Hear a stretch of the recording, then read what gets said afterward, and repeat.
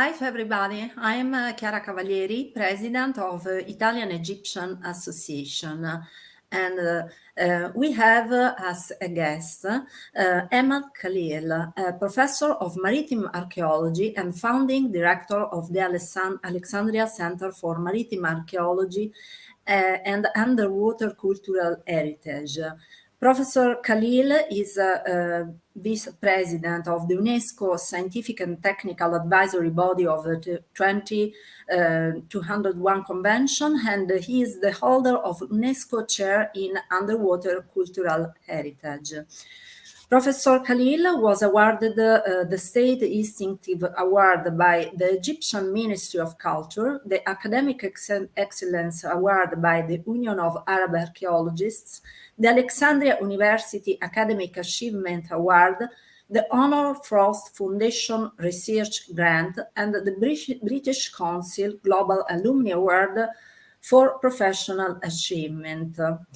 I was honored to have met the professor at the Academy of Egypt in Rome during one of his conferences. Good evening, Professor Emad Khalil. Good evening, Chiara. It's a pleasure to meet you. Emad, how was your passion born for underwater archaeology? Well, it's a very long story, but actually my passion was born first to the sea in general, not to archaeology per se. I started as a diver before I became an archaeologist. And as a diver, I came across archaeological finds underwater. And this is how it started. So I started as a sport diver, interested in underwater ecology and environment and looking at the fish and so on. And in Alexandria, you come across archaeology almost everywhere. So, over the years, I came across submerged shipwrecks and remains. And then I started getting interested in archaeology. And then I shifted my career to become an archaeologist. Well, and how do you proceed in the archaeological study of an underwater site? Are there protocols and technologies different from those used for the mainland, or is the method the same? Well, when I started studying archaeology, there were no programs, obviously, for maritime and underwater archaeology in Egypt at that time. So I had to study abroad. I went to study in England. And then when I came back, I started excavating and surveying in sites in Egypt and looking at underwater remains in Egypt. And what we were taught, and apparently what is the protocol, is the methodology or the principles are the same. The only difference is in the application or in the technique you're applying. But the principles are the same. There's nothing different between practicing archaeology underwater or practicing archaeology on land or practicing archaeology in the desert or in the jungle or wherever. It's all about just the methods or the technology you are utilizing. For example, as a principle, if you are finding an archaeological site, the first thing you do is that you document the site without doing anything else. Just document it as it is. And when you start excavation, you document and register every stage or every phase. And if you're raising anything from a land site, you need to take it to conservation. And you need to do planning and you need to do recording. So the methodology is, or the order is very much the same. The only difference is in the application and the techniques you're using this. To work underwater, you need to dive. To work on land, you need other sets of tools. To work underwater, you need special cameras or special equipment. To work on land, you have different equipment. So this is mainly the difference. The other difference is the topics, the subject that you come across. It's quite often that you come across shipwrecks and ships underwater more than you find them on land. You can still find them on land, obviously. You can still find ships and shipwrecks on land. And there are lots of cases in Italy and in Egypt and elsewhere. But it's more often that you find them underwater. Remains of harbors, you're more likely to find them underwater or on the coast rather than on land. So this is concerning the topic or the subject.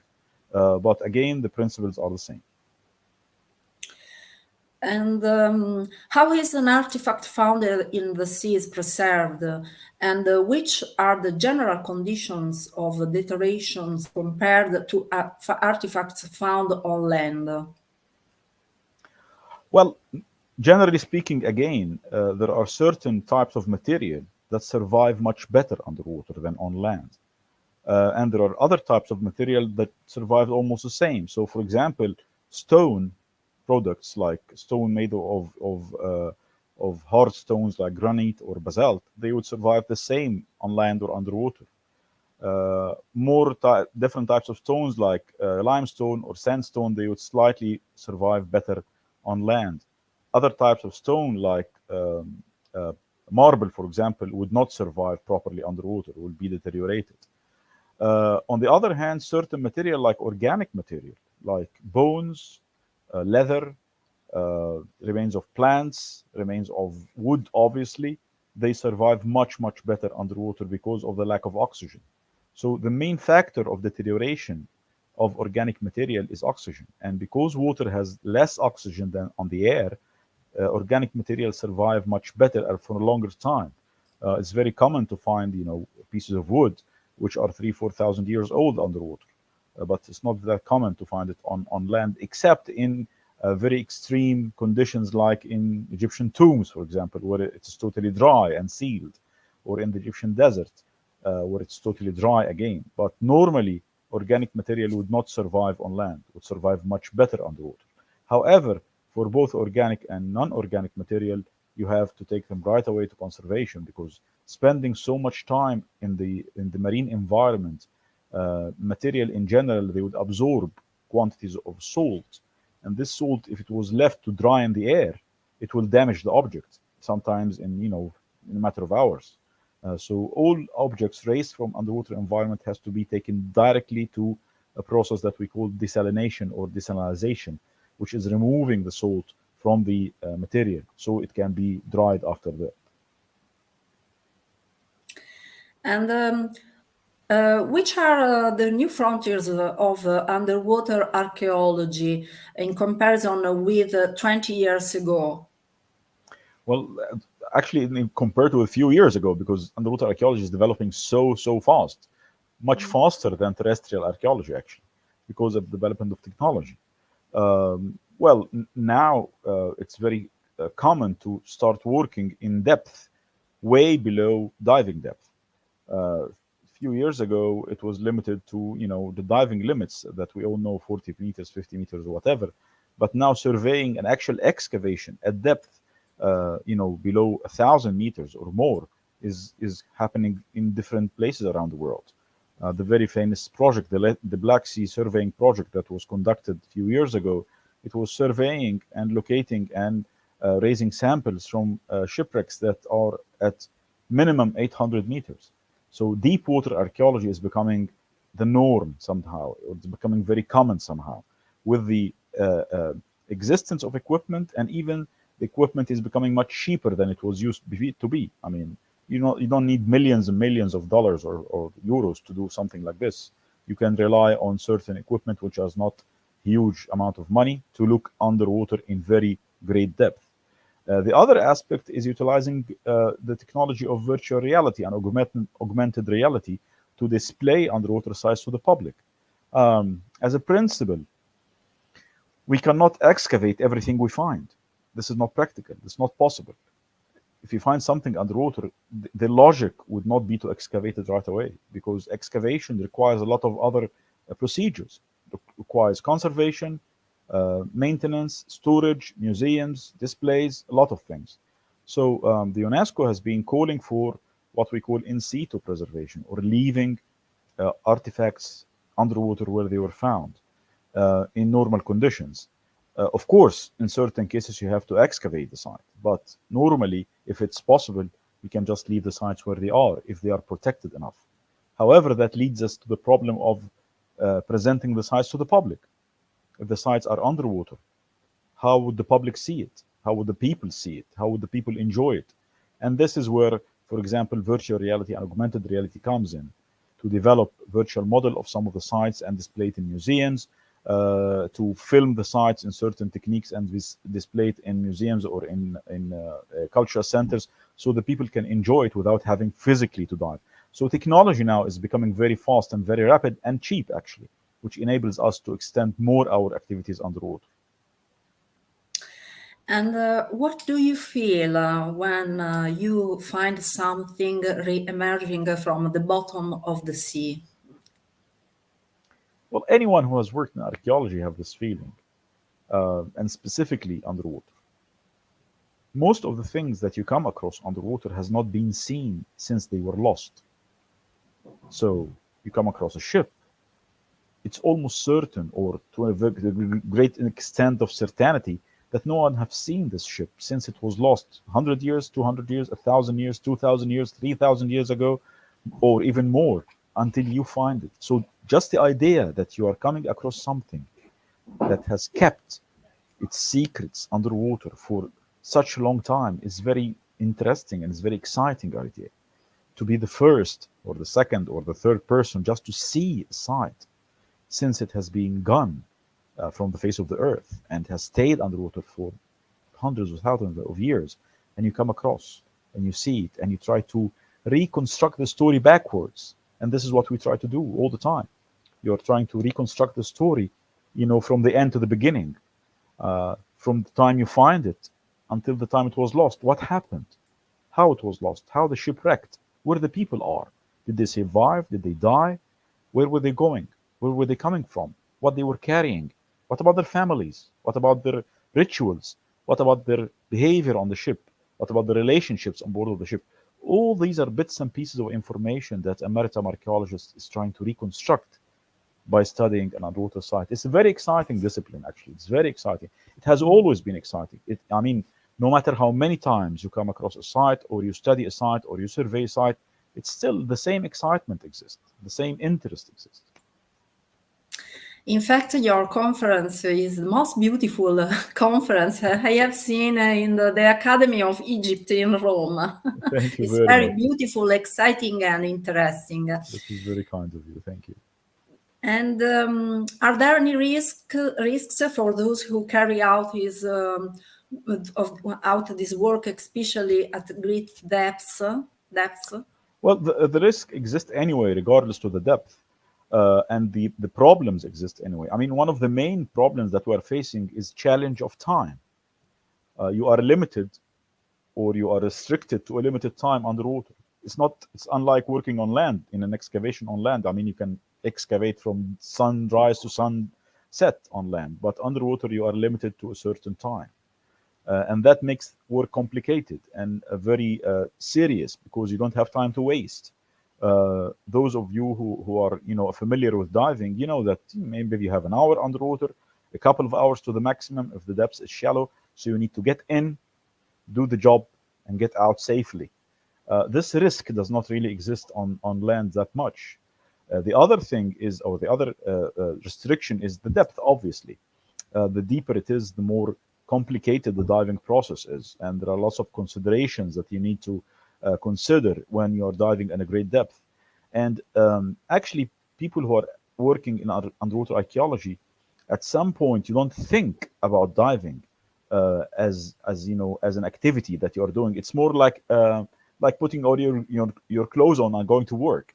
When you're every morning, when you're putting your clothes on and taking a car and going to work, for example, you don't really think about this process.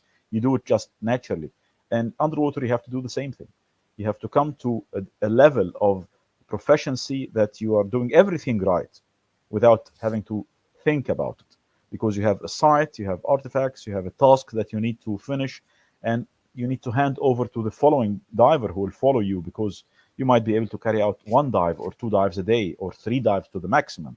So larger team, more restricted time, restricted problem of the depth, keeping control of all the equipment that you are using. Anything that happens underwater, you need to be ready for it. Yes, of course, it's more challenging in general. Not necessarily more dangerous, but it's more challenging in general. Is there something particularly memorable about your underwater archaeology experience? Well, actually, everything is memorable. I mean, I remember every single site I've been to, and I remember even single artifacts. But always, I mean, the earlier projects I've been to have been the most interesting. You know, the first shipwreck I've ever come across in Alexandria, in 1990 or 1989. That was ages ago. This has been very exciting because it was the first time ever that I see something underwater which is not natural. I mean, something man-made underwater.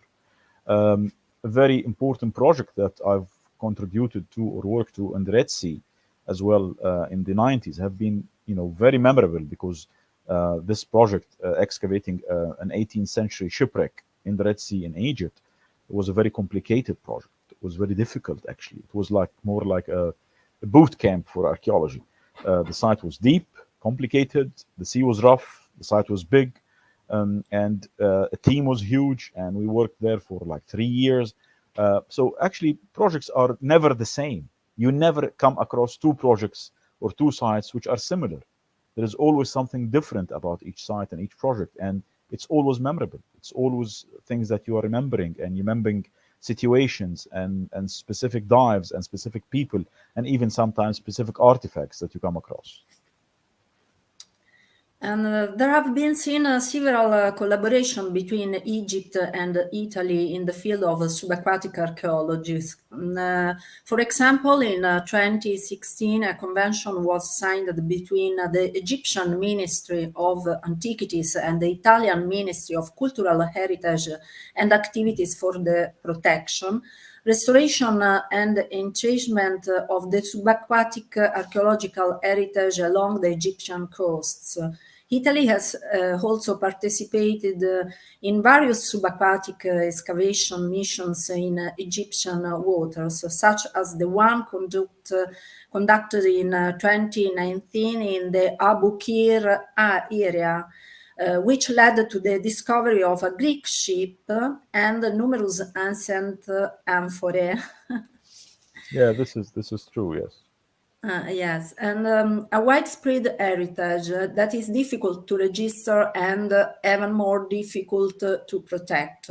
But can we list outline the best practices to follow for the correct management of underwater archaeological wealth?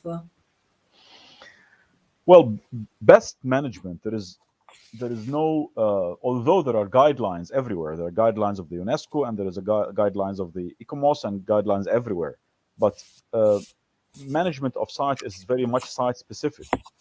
Each site is different. The conditions of each site are different, and the objective that we are seeking to achieve from each site are different. Management could be excavating the whole site because it is under risk, under threat. For example, if you come across a shipwreck and you know that this site will be damaged to build an oil rig, for example, then the necessary or the best management would be to excavate the site. In other cases, excavating the site would be just leaving it as it is. I mean, as you mentioned, if we come today across a typical Roman shipwreck, for example, from the first century, it wouldn't make much sense to excavate it because we have plenty of Roman shipwrecks that have been excavated. Roman shipwrecks would carry, you know, 1,000 amphora. You cannot excavate 1,000 amphora, which are all the same. It will be a disaster. I mean, you need storage, as I mentioned, you need conservation and other things. In other cases, management or best management would be just partial excavation, just sampling some of the site's remains and keeping the rest as it is. So it's very much according to the exact situation of this specific site. However, in all cases, from any site, you need to achieve basically three things. You need to protect the site, and you need to understand the site by studying it, and you need to allow access to the site, access to the public to enjoy the site. A site which is not accessible or known by the public is useless. I mean, a site which is only known to archaeologists, it's just quite useless. I mean, people are not enjoying it, they are not benefiting from it, they don't know anything about it. So management is always about compromising these three things. Protecting the site, first of all, making sure it is safe, understanding the site or appreciating the site or learning from the site, and then accessibility to the site. This is why I often say that management is not a catalog. You cannot just open, you know, management steps and do 1, 2, 3. but it's all about judgment. It's all about the archaeologist's experience and the judgment about the specific site and what is needed from that site. In Italy, for example, the first person to bring Roman ships out of the water was the famous Italian archaeologist Rodolfo Lanciani. Leonardo, vai con le foto per cortesia. And Lanciani conducted an important archaeological excavation in the Colosseum Valley in Rome, during which he discovered several wrecks of Roman ships. And then we have the discovery of Caligula's ships in a lake of Nemi. The boats were taken out of the lake in 1932 and transported to a museum especially built on the shore of the lake, where they are still visible. The discovery of the Nemi ships was an important contribution to the knowledge of the art and the naval technology of ancient Rome. And Emad, which archaeological treasures are hidden along the coasts of Egypt? Well, this is a very important question, actually, because we don't know unless we find it. You don't know anything unless you actually find it. Before you find it, you don't really know. I mean, Italy has a long history of underwater archaeology, a long history. There are very eminent Italian archaeologists, well known to have worked in this field since the early 20th century, and plenty of excavations and even systematic surveys. And this is a key point, actually. A systematic survey like the ones that were done in Sicily, in southern Italy, just surveying the coast systematically until you are able actually to register or document whatever is there. Egypt has not done this step yet, but we don't really know until you find it. We didn't know the remains of the lighthouse existed there until we came across the site in 1994. We knew from previous documents, but actually the extent and the size and the nature of the site were not known until it was discovered. The same thing, the 18th century shipwreck in the Red Sea, information was there, but you don't realize the extent of the site until you discover it. But in terms of what might be hidden along the Egyptian coastline, strangely enough, almost all underwater archaeological project that took place along the Egyptian coastline of the Mediterranean is in Alexandria only. Very, very, very little has been done along the coastline. Everyone is focusing in Alexandria. Alexandria is the ancient capital of Egypt. It's the showcase of the Ptolemies. So everyone is interested to work in Alexandria. And we have 3,000 kilometers along the coast that no one is looking at. So the extent of the coastline of Egypt, from the Libyan border all the way until the eastern borders, are still there to be surveyed and systematically documented. So I'm expecting shipwrecks to be found, ancient harbors to be found, settlements to be found, and even prehistoric shoreline to be found, because this is something that has never been studied in Egypt as well. The prehistoric coastline that was affected by the rise of sea level, this is still underwater and needs to be found and recorded. So plenty actually is still waiting. We need to get away from Alexandria and work elsewhere along the coastline. For example, a few years ago, a census project commissioned by the then Ministry of Cultural Heritage, Archeomar, made it possible to identify over 1,000 submerged sites in the waters of Campania, Puglia, Basilicata, and Calabria. And that the Sicilian Superintendence of the Sea, the only one in Italy, has surveyed more than 700 over the years, a truly unique heritage. And Emad, let's try to imagine the underwater museum of the future. Which characteristics should it have to combine the valorization of the founds, the protection of the marine environment, and the needs of the visitors? Yeah, Again, coming to your comment about the number of shipwrecks that were found in Italy, the reason behind this is a systematic survey. Surveying the coastline one step at a time, one section at a time, until it's totally done. This is one thing. The other thing actually is that the northern coast of the Mediterranean was more friendly to sailors and seamen in the ancient time more than the southern coast of the Mediterranean. So ancient sailors would prefer to sail along the Turkish, Greek, and Italian and so on coastline rather than along the Egyptian, Libyan, and Tunisian and so on coastline, because the coastline to the shore, to the north, was quite deep and the cliffs were steep. So it has played a greater role in creating natural anchorages. While in the southern Mediterranean, the coast is very flat and is very featureless. So it was very dangerous for ships. So probably the number of shipwrecks up to the north is greater than down to the south. However, systematic survey is the key point. Speaking about the museum of the future, well, strangely enough, we still don't have a maritime museum in Egypt. Although we have a long history of maritime culture heritage, either underwater or on land, but Egypt still lacks a maritime museum. And a maritime museum does not necessarily have to be underwater at all. A good example of this is, for example, the maritime in Cartagena in Spain, and the Maritime Museum in Greenwich in London, and the Maritime Museum in Sharjah in UAE. All these are maritime museums that not necessarily have to be physically underwater. You can still display what is underwater. You can still utilize technology, utilize top-of-the-line techniques to display underwater archaeological sites. You can use videos, you can use augmented reality, you can use holograms, you can use all sorts of things to display underwater sites and terrestrial maritime sites, rather than have to physically build a museum underwater. The cases worldwide is very rare, actually. There are very few cases of building something underwater to display underwater archaeology. I personally do not prefer this option.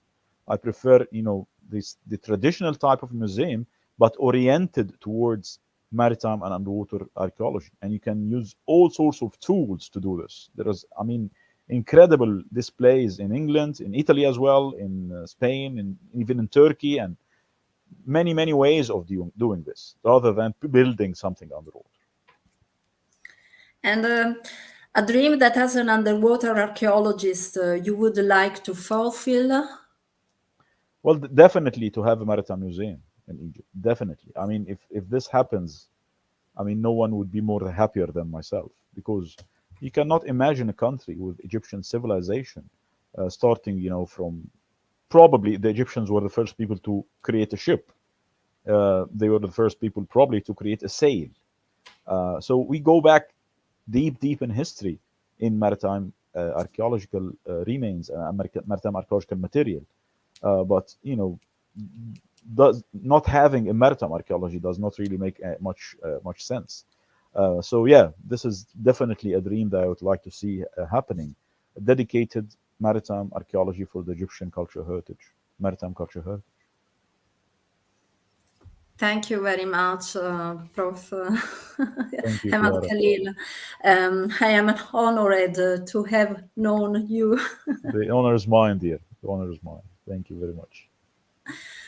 And now I say bye to you, and thank you very much for this interview. It's my pleasure. Hope to see you again. Have to see you. Bye-bye. Bye-bye.